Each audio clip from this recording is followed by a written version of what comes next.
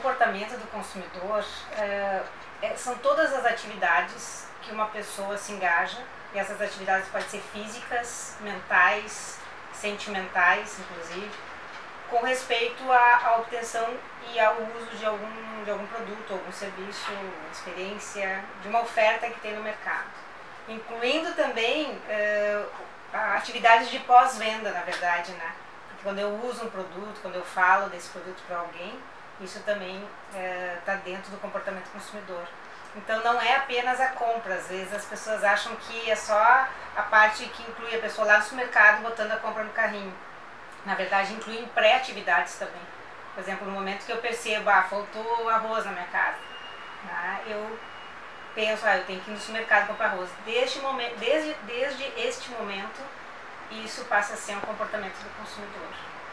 Pesquisar sobre marcas na internet, pesquisar preço, sentir que eu gosto de mais uma marca do que de outra, perguntar sobre um determinado produto, um determinado serviço para um amigo, para saber se ele tem alguma coisa para me recomendar. Tudo isso faz parte disso que a gente chama do comportamento do consumidor.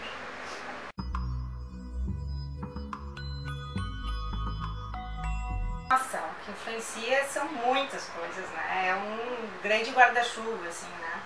Desde as questões individuais da pessoa, né? Por exemplo, a renda dele influencia em que tipo de produto ele vai comprar, o que ele vai buscar no mercado, idade, sexo, né? Características individuais, até de personalidade, se a pessoa é mais extrovertida ou menos.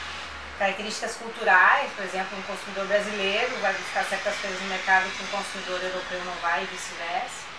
Até características mais extrínsecas mesmo, como as ações que as empresas fazem, né? Então, por exemplo, uma vitrine bem feita pode influenciar o comportamento do consumidor. Não estava pensando em olhar roupas agora, mas essa vitrine está tão legal, ou tem uma promoção tão legal nessa loja que eu vou acabar indo. Então, assim, se não existissem essas motivações extrínsecas, não tinha por que as empresas estudarem marketing, né? Estudarem comportamento do consumidor. A gente só estuda como estudantes que vão trabalhar, por exemplo, dentro de uma empresa, porque eu consigo influenciar, sim, o comportamento do consumidor. Não só monitorar, mas também influenciar esse comportamento. Então é um conjunto, atividades mais internas, né? Aspectos mais internos, influências da pessoa, influências psicológicas e também influências externas.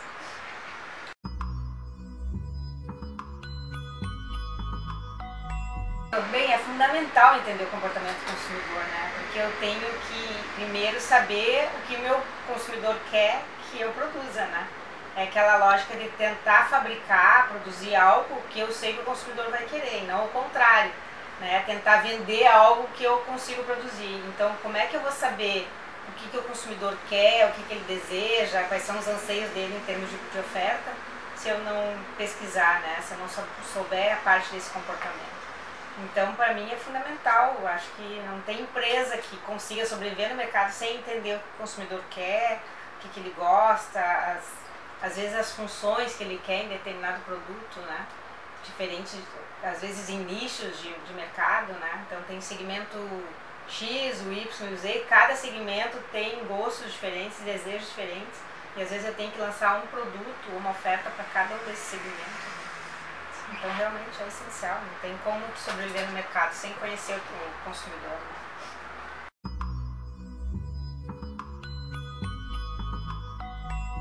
Esse é um tema interessante, é um tema que eu pesquiso bastante, né? A confiança é como se fosse uma esperança, assim, é uma expectativa de que a outra parte, na verdade aqui eu estou falando de um consumidor, então ele pensa na empresa, que a empresa vai cumprir as suas promessas, vai ser responsável por aquilo que realmente que ela diz que é. Então, se ela diz que ela vai me cobrar R$100 e são 10 parcelas de R$10, eu acredito que isso vai ser cumprido. Então, isso é confiança, tá? A diferença da confiança para a satisfação é interessante, porque satisfação é o que vem antes, é ligado ao passado. Então eu estou satisfeita com o que a empresa já fez por mim. Então é um sentimento que tem a ver com coisas prévias. A confiança ela tem a ver com aspectos do futuro. O que eu penso que a empresa vai fazer numa determinada situação. Então a confiança tem esse aspecto mais de entender ou de expectativas, vamos dizer assim, do que o consumidor espera da empresa e como ele espera que a empresa cumpra as suas promessas, né? Seja responsável nesse sentido. Então se a empresa vai agir com integridade, geralmente a confiança ela é construída por pelo menos duas dimensões, assim, que tem um efeito muito grande na confiança do consumidor. A primeira é a questão da competência. Enquanto eu acredito e percebo que a empresa é competente naquilo que ela faz. E a segunda dimensão tem a ver com integridade. Integridade tem a ver com benevolência. Quanto que acredito que ela vai se colocar no meu lugar antes mesmo de pensar nela mesma, né? Então a benevolência é um aspecto mais emocional, vamos dizer assim, mais de integridade, mais de moral, né? O quanto que a empresa vai ter uma moral, uma ética, e a competência é uma característica mais de habilidade, de inteligência, etc. Então esses dois aspectos, quando eu percebo que a empresa tem competência e tem integridade, benevolência, isso aumenta a minha confiança nela, né?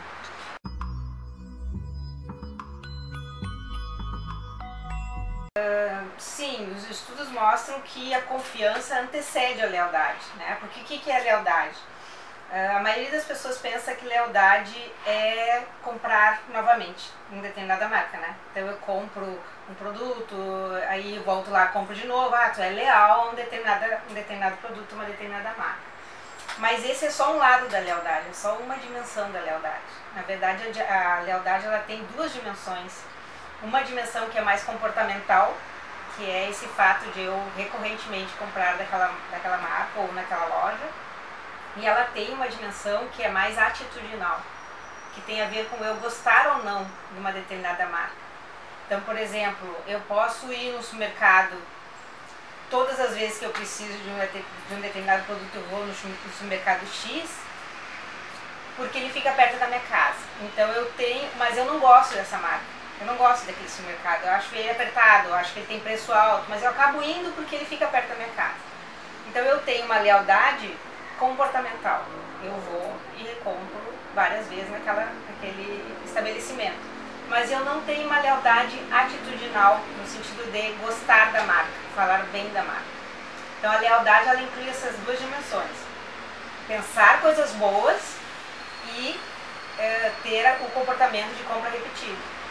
Tá? Eu não posso dissociar uma coisa da outra.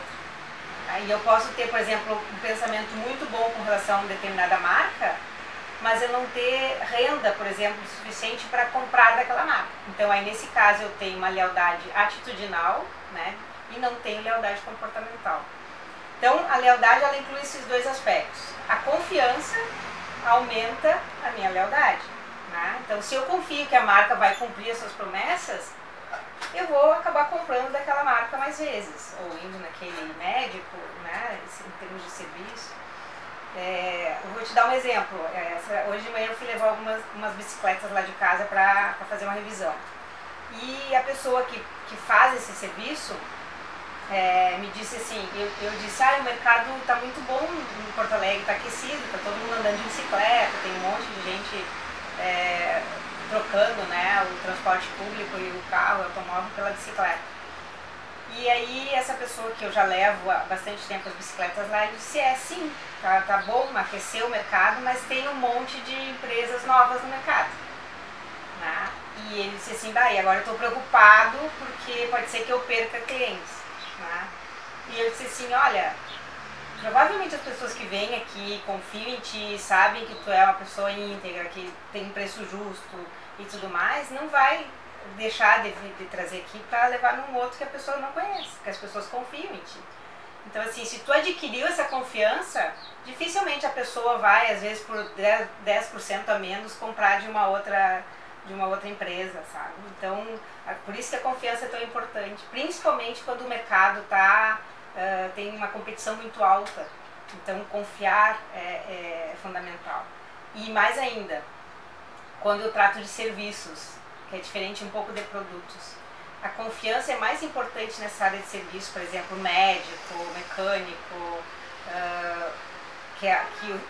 existe um intangível, né? Que não é um produto, né? Que vocês estão falando de de um saco de arroz, eu sei que naquele saco de arroz vai ser sempre igual, eu não vou ter diferença. Agora um médico, eu vou ter muita diferença do médico para o outro, né?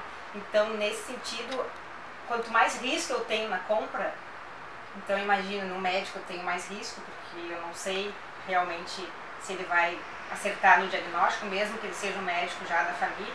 Quanto mais risco eu tiver na compra, mais importante é a confiança, para gerar lealdade. Quando é um produto que não tem muito risco, eu conheço, e é sempre a mesma coisa, né? Geralmente produtos bem físicos, assim, a confiança, ela é importante, mas ela não é tão relevante quanto quando é um serviço.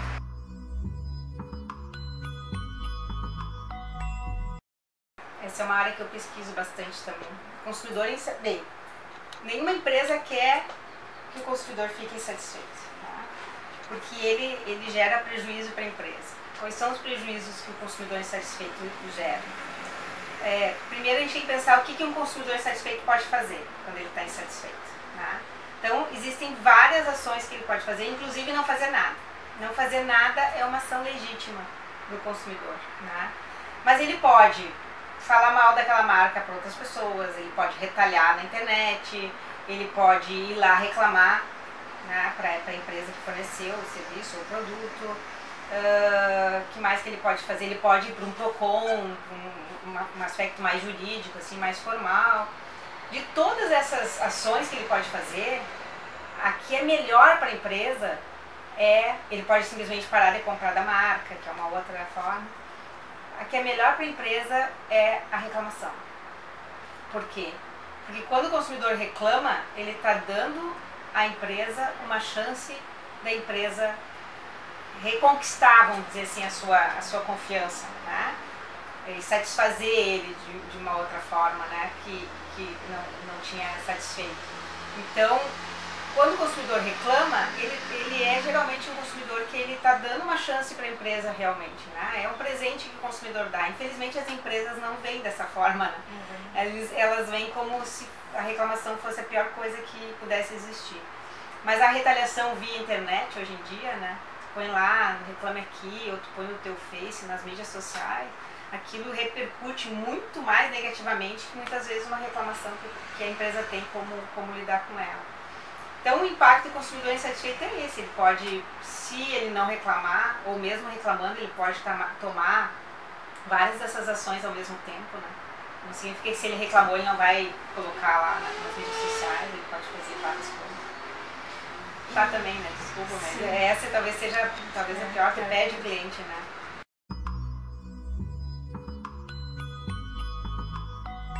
Eu acho que a primeira coisa que a empresa tem que fazer é tentar não falhar, né? Só que isso é impossível. Não falhar, ter 100% de acerto é quase impossível. Não conheço nenhuma empresa que nunca tenha falhado uma vez, nunca tenha tido nenhum problema. Por quê? Porque muitas vezes não depende só da empresa, né? Por exemplo, eu tenho que fazer uma entrega de um produto. Ela vai terceirizar essa entrega. E essa entrega pode não dar certo, né? Então, o que a empresa pode fazer? Primeira coisa é não falhar. A segunda coisa é tentar abrir canais de reclamação.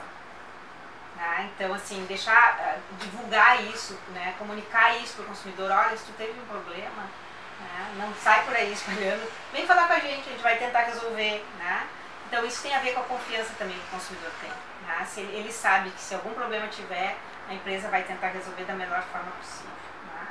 E aí estabelecer realmente um sistema, um processo sistemático de gerenciamento da reclamação. Né? Talvez elencar em reclamações mais graves, problemas mais graves e problemas não tão graves, né? E estabelecer sistemas, procedimentos, né? Maneiras de gerenciar essas reclamações de forma diferente. Eu acho que essas são as principais assim, ações que a empresa pode fazer para gerenciar a insatisfação, no momento que já teve a insatisfação.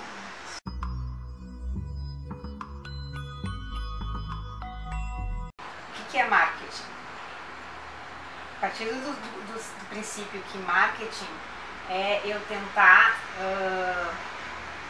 entender o que o consumidor quer e oferecer um produto que vá satisfazê-lo, satisfazer suas necessidades, seus desejos da melhor forma possível, né? Isso seria marketing. comportamento do consumidor, ele me ajuda, o entendimento do comportamento do consumidor, ele me ajuda a fazer um marketing mais eficaz. Tá?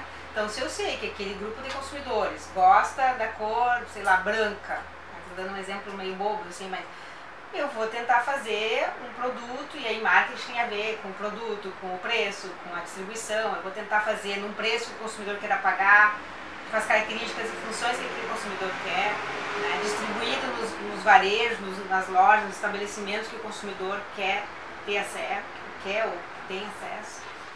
Então, então as duas coisas estão muito interligadas, né? O comportamento do consumidor é uma área dentro do marketing que é de fundamental o entendimento para te conseguir fazer um marketing eficaz. Tendo marketing como essas estratégias de entendimento do consumidor. Né?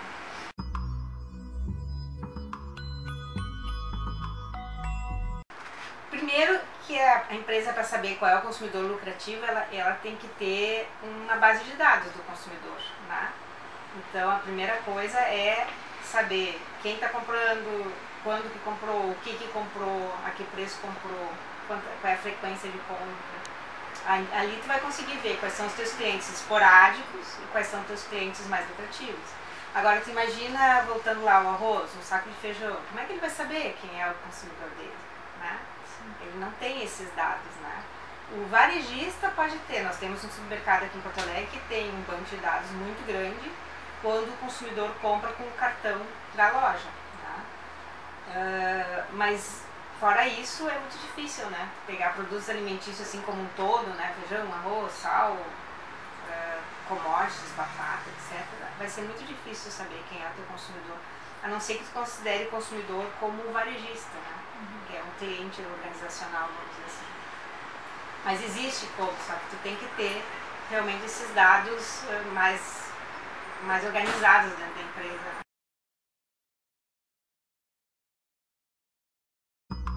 Vários conceitos assim que são importantes dentro do marketing. Né? A gente falou de satisfação, que é satisfação nada mais é do que tu atender as expectativas do teu consumidor. Então, uma relação entre expectativa e desempenho. No momento que eu percebo que a expectativa foi atendida, eu tenho satisfação. Se a expectativa não foi atendida e o desempenho foi muito abaixo da expectativa, eu tenho insatisfação e assim por diante. Então, satisfação é um conceito, confiança é outro conceito, lealdade é outro conceito e valor é outro conceito. E o valor para o cliente, não do cliente, né, que é um pouco diferente, o valor do cliente tem a ver com essa outra pergunta que tu fez sobre o consumidor lucrativo. Mas o valor para o cliente ele tem a ver com dois aspectos que o consumidor analisa quando ele vai fazer uma compra. São os benefícios que tu está adquirindo do produto.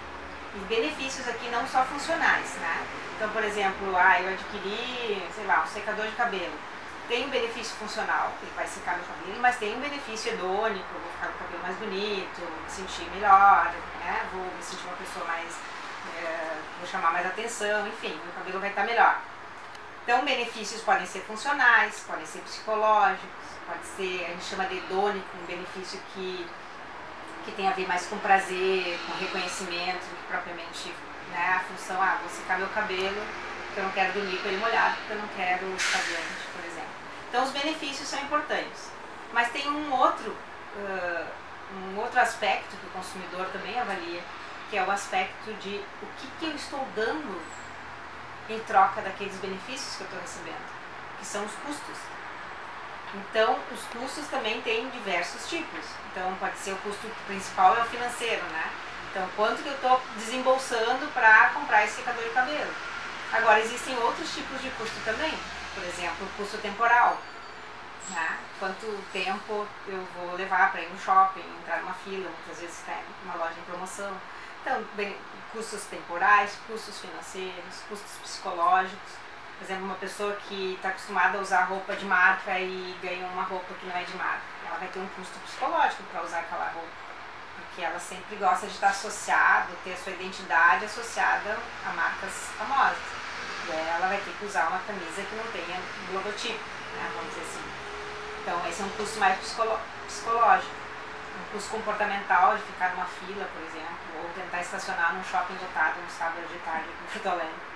Então, assim, valor é quando eu comparo essas duas coisas, que benefício eu estou recebendo e com que custo eu estou recebendo. E aí, quando é que eu vou ter o maior valor? Quando eu tenho o maior número de benefícios com o menor custo possível. Então, quando é que tu percebe valor numa coisa? Eu gosto muito desse meu telefone e eu paguei numa promoção super barato e não precisei me deslocar muito para fazer a compra, foi rapidinho, não precisei ficar na fila da Apple lá, né, aquelas filas gigantescas para comprar. Então, valor tem a ver com esses dois aspectos, né? E quanto mais benefícios eu vejo, não só funcionais, mas de status, de reconhecimento, benefícios mais ligados ao prazer, mais eu vejo valor na oferta.